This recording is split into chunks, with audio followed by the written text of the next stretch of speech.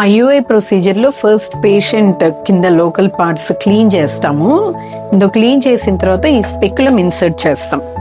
So దీన్ని కస్కో speculum అంటారు. ఈ స్పెక్యులం ఇన్సర్ట్ చేయడం వల్ల ఇది సర్విక్స్ అనేది కింద భాగం ఉంటుంది కదా, యూట్రస్ కింద భాగం, అది ఎక్స్పోజ్ అవుతుంది.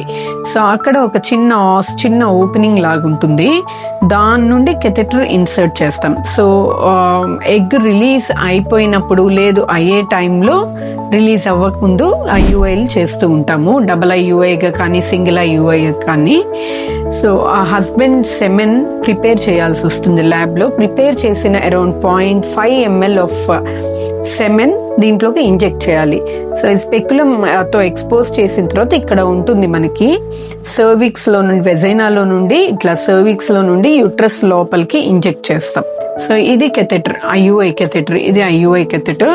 ఇది around 0.5 ml of prepared semen ఈ లోపలికి ఇట్లా ఇంజెక్ట్ చేస్తాం.